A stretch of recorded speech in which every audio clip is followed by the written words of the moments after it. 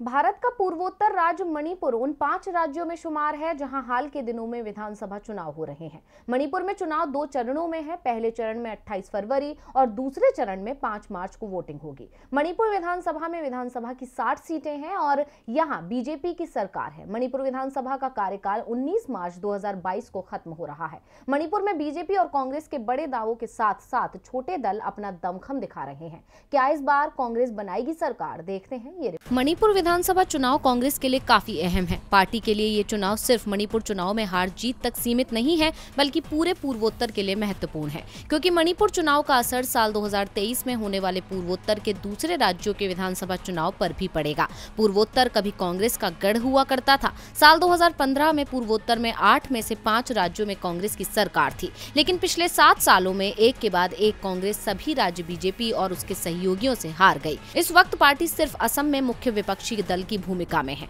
मणिपुर में कांग्रेस लगातार 15 साल तक सत्ता में रही है। 2017 के विधानसभा चुनाव में भी पार्टी 28 सीटें जीतकर सबसे बड़ी पार्टी बनकर उभरी थी, लेकिन कांग्रेस सरकार नहीं बना पाई और बीजेपी ने क्षेत्रीय दल Naga People's Front, National People's Party और लोक जनशक्ति पार्टी के साथ सरकार बनाई। पिछले 5 साल में कांग्रेस के 13 विधायक पार्टी का हाथ छोड़कर बीजेपी में शामिल हो गए हैं। पूर्वोत्तर के दूसरे राज्यों में भी ये सिलसिला जारी है। मेघालय में पार्टी के कई विधायक तृणमूल कांग्रेस में शामिल हुए हैं।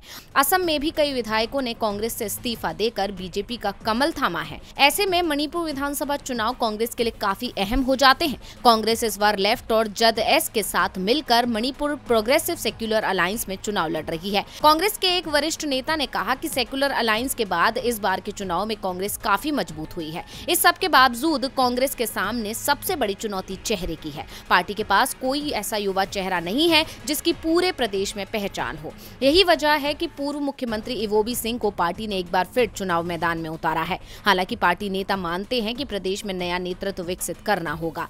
तृणमूल कांग्रेस भी इस बार पूरी शिद्दत के साथ चुनाव में अपनी किस्मत आजमा रही है। तृणमूल कांग्रेस 2017 में भी 16 सीट पर चुनाव लड़ी थी और 1 सीट जीती थी, लेकिन उस वक्त पार्टी इतनी आक्रामक नहीं थी। पश्चिम बंगाल में लगातार तीसरी बार जीतने के बाद तृणमूल अपना दायरा बढ़ा रही है, लेकिन उसके बावजूद कांग्रेस आज की तारीख में काफी मजबूत है और बीजेपी ये भांप चुकी है। इसलिए मणिपुर में अमित शाह ने चुनाव प्रचार की कमान संभाली है, लेकिन राहुल गांधी की लोकप्रियता मणिपुर में कांग्रेस को जीत की तरफ ले जा रही है। डीवी लाइव की रिपोर्ट।